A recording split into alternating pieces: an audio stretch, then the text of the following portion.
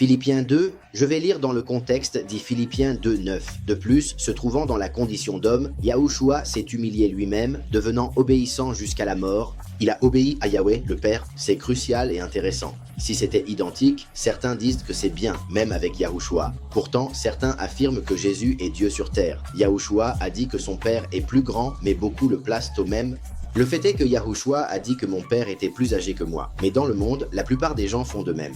Bien que Yahushua ait dit être l'image du Père, le Fils respecte le Père, honore Père et Mère, et Yahushua respecte Yahweh parce qu'il est plus grand que lui, c'est le Père et le Fils. Mais il y en a qui les mettent au même niveau et n'obéissent plus à Yahweh, ils n'obéissent qu'au Fils. Je dis cela parce que si c'était le même, à qui va-t-il alors obéir? À qui va-t-il obéir? Je dis cela parce que si c'était le même, à qui va-t-il alors être obéissant? À qui va-t-il obéir? Si quelqu'un est celui qui donne les ordres, si quelqu'un est celui qui commande, à qui obéit-il? Mais il y a évidemment ici, mon point est dans le sens que si c'était le Créateur lui-même, Yahweh lui-même, sur terre, pourquoi dirait-il obéir? Il est clairement montré qu'il parle d'un fils qui obéit à son père, qui lui a dit de mourir pour le peuple, et le fils, dans son humanité, a été humble malgré le fait d'être l'être le plus élevé qui existe, le plus estimé, le plus puissant, le plus honorable. Il était prêt à être rejeté, haï, craché, moqué, pendu jusqu'à la mort, souffrant d'une manière épouvantable.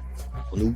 Alors il a été obéissant jusqu'à la mort, dit ici, et mort de bois, mort de croix. Ce qui confirme en fait ce que j'étais en train de dire. En disant ici mort de croix, il dit et pas n'importe quelle mort. C'est la pire qui soit connue. Et beaucoup de gens aujourd'hui, à cause des films, ne comprennent pas ce que c'est, à quel point c'est horrible. C'était comme cela que les livres d'histoire le décrivent, la façon dont ils le faisaient, la douleur que les gens enduraient, mort de croix. Et cela ne se réfère pas seulement à la douleur, mais aussi à ce que cela représente, parce que cela représente qu'il était maudit, c'est ce que les gens pensèrent de lui, qu'il était un maudit aux yeux des puissants. C'est pourquoi l'Écriture dit qu'il est devenu malédiction pour nous donner bénédiction.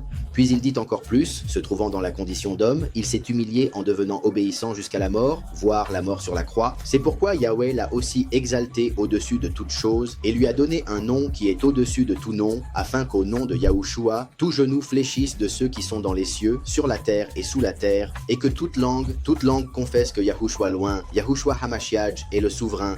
Pour l'estime de Yahweh le Père, tous doivent confesser le vrai nom, car à lui a été donné le nom au-dessus de tout nom, un unique nom, pas plusieurs, pas comme les gens le souhaitent. Si l'eau est éternelle et qu'il dit « je ne change pas », alors ce que l'homme change ici est sans importance pour la vie éternelle où il n'y a pas de changement. Par conséquent, l'endroit où l'on se trouve dans cette vie éternelle est celui où l'on va rester pour l'éternité. Si l'eau est éternelle et qu'il dit lui-même dans Malachie « je ne change pas », alors ce que l'homme fait comme changement dans cette vie est sans importance pour la vie éternelle où il n'existe pas de changement. Ainsi, l'endroit où l'on se trouve dans cette vie éternelle est l'endroit où l'on va rester pour l'éternité. C'est pourquoi nous devons dans cette vie nous concentrer sur l'atteinte de la vie éternelle à travers Yahushua. C'est un bon endroit, si Yahweh nous le permet, et nous donne cette grande bénédiction. C'est pourquoi, en ayant été obéissant jusqu'à la mort, en étant descendu dans la condition d'homme, en s'humiliant et en permettant qu'on le tue sur une croix, Yahweh l'a aussi exalté au-dessus de toutes choses. Il est au-dessus de toute la création. Évidemment, il n'est pas au-dessus avec plus d'autorité que le Père. Il se réfère à une partie du Père, tout comme le dit l'Écriture que Yahweh a soumis toutes choses au Fils, à l'exception de celui qui a soumis tout à lui.